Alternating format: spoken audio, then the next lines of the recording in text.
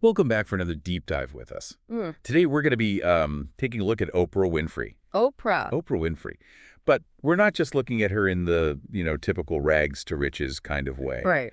We're going to be going a little deeper. Yeah. Using the Enneagram as our lens today. Very cool. So you've probably heard of Oprah's incredible journey. Mm-hmm. Everyone knows Oprah. Of course. But you know what really makes someone achieve that level of success and impact? Right. So in this deep dive, we're going to be using some expert analysis to kind of explore Oprah as a self-preservation 3.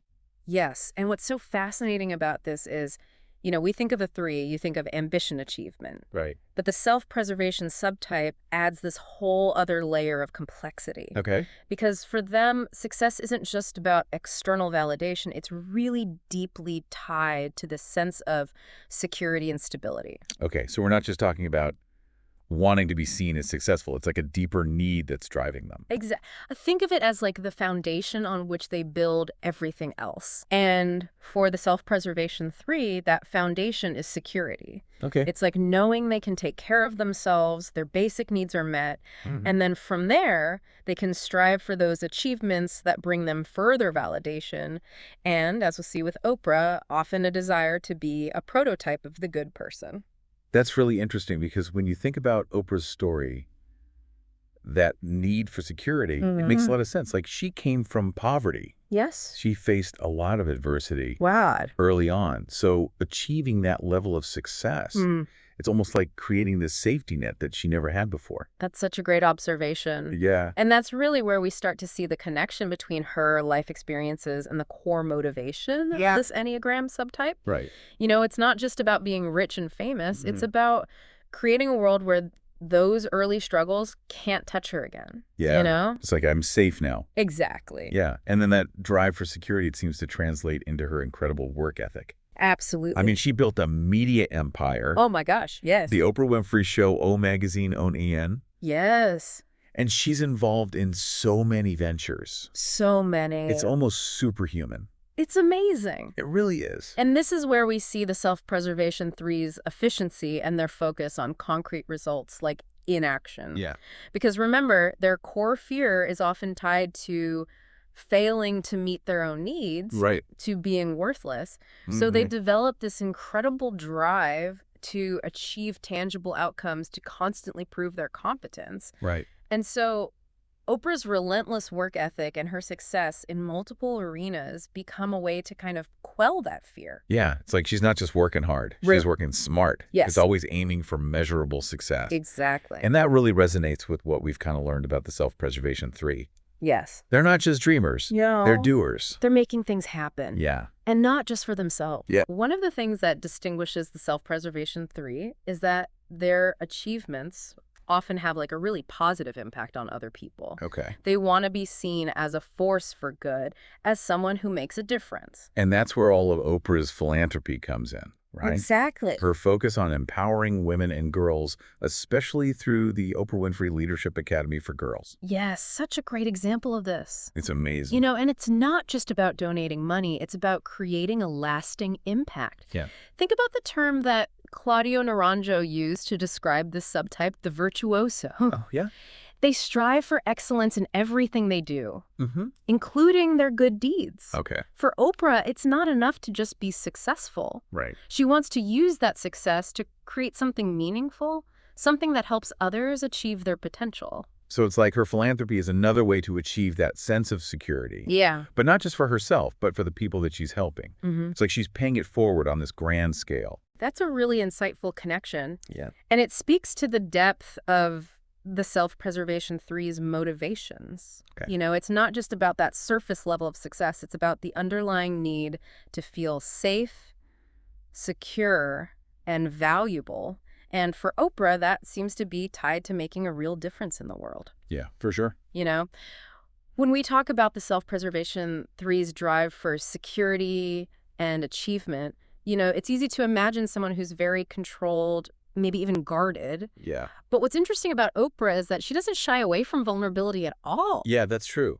She's incredibly open about her past struggles, Yeah. her experiences with trauma and abuse. Right. You wouldn't expect that from someone who's so focused on, projecting an image of success. Right. And that's what makes her such a compelling example of this subtype. Okay. It's not about presenting this like perfect facade. Hmm. Remember, for the self-preservation 3, success is about overcoming those deep-seated fears of Right. worthlessness and vulnerability. And so Oprah's willingness to share her struggles, her imperfections, Yeah. actually reinforces that sense of security Okay. because it shows she's not defined by those experiences. She's risen above them. It's like she's saying, like, I've been through this and I'm still standing. I'm still successful. Exactly. It's almost like vulnerability becomes a superpower. Exactly. It's not about ignoring the challenges. It's about integrating them into her story and using them to connect with others.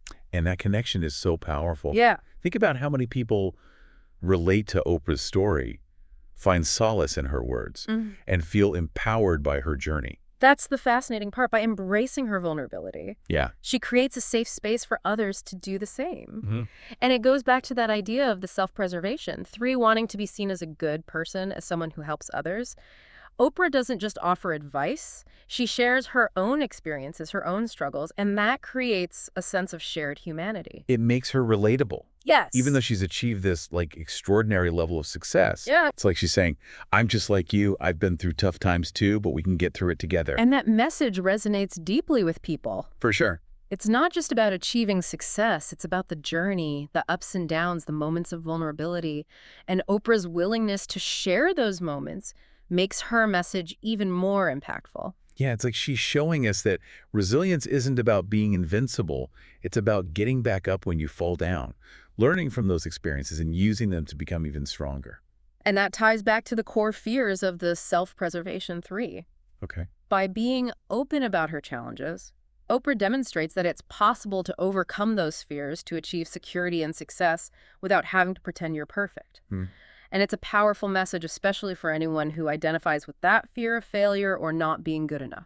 So she's not just achieving success for herself. Right. She's modeling a path for others to do the same. Yeah. It's like she's saying, look, I came from nothing. I faced these obstacles, but I made it, and you can too. Precisely. And that's where her impact goes beyond just her personal achievements. Right. She's creating like a blueprint for others to follow, Okay. showing them that vulnerability and resilience aren't weaknesses. They're essential parts of the journey to success. You know, we've talked a lot about Oprah's drive, her resilience, her vulnerability.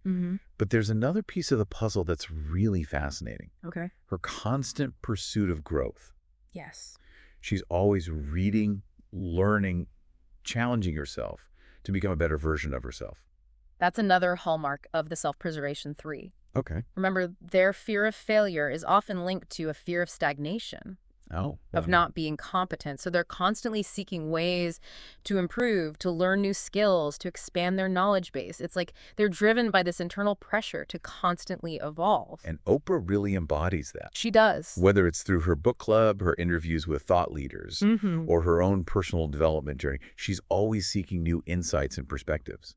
It's like she's saying a good isn't good enough. There's always more to learn, more to become. Right. And that resonates with the self-preservation 3's desire to be seen as valuable, competent, and constantly evolving. So it's not just about reaching a certain level of success and then kind of coasting. Right. It's about continuous improvement, always striving for something more. Exactly. And that's where we see the difference between healthy ambition and a more compulsive drive. All right. For Oprah, it seems to be about genuine personal growth, a desire to learn and expand her horizons, not just about chasing external validation. It's inspiring to see someone who's achieved so much Yeah. still be so committed to learning and growing. It's a reminder that we can all continue to evolve and become better versions of ourselves regardless of where we are in life. And that's a powerful message, especially coming from someone like Oprah who could easily rest on her laurels. Yeah. It shows that growth is a lifelong journey and that there's always more to discover, more to learn, and more to contribute. You know, we've spent this deep dive exploring Oprah through this lens of the Enneagram, Yeah. specifically as a self-preservation. 3, we talked about her incredible drive for security, her resilience, Right. her vulnerability, and that constant pursuit of growth. But now let's kind of zoom out a little bit and consider the bigger picture, Okay. her impact on the world. What's so striking about Oprah's impact is how it extends far beyond her personal success. Okay. You know, it's not just about the media empire she built or the wealth that she accumulated. Right. It's about how she used that platform to empower others, Yeah. amplify marginalized voices, and spark meaningful conversations on a global scale. It's like she took that need for security and turned it outwards, Yeah, using her success to create a sense of security and possibility for others. that's a great insight. Think about her philanthropic work, Yeah. especially the Oprah Winfrey Leadership Academy for Girls. Right. It's a tangible manifestation of that desire to create a better world, to provide opportunities she may not have had herself. And remember, we're looking at her through the lens of the self-preservation three, Right. who often want to be seen as a prototype of the good person for Oprah.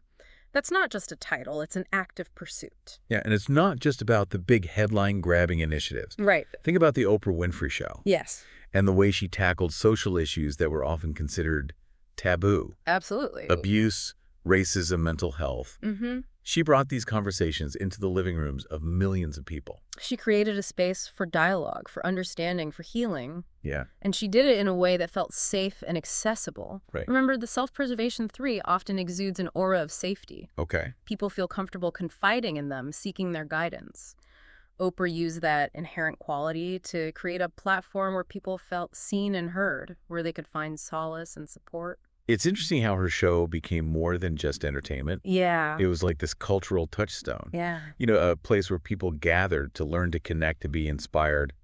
It's like she created a virtual community built on shared experiences and a desire for growth. Yeah. And that speaks to the power of her story, her willingness to be vulnerable, to share her own struggles. Yeah. It made her relatable even though she had achieved this extraordinary level of success. So as we wrap up our deep dive here, Yes, what are some of the key takeaways? sure. What can we learn from Oprah's incredible journey, especially through this Enneagram lens? I think one of the biggest takeaways is that our Enneagram type doesn't define us, Right. but it can illuminate our motivations and potential. Yeah. Oprah's story shows us how the drive and desire for security of a self-preservation, three, Yeah. when channeled effectively, Hmm. can lead to incredible accomplishments and a profound impact on the world. It's a reminder that we all have the power to make a difference, Absolutely. to use our unique gifts and talents to contribute to something larger than ourselves. Yes. And maybe by understanding our own Enneagram type,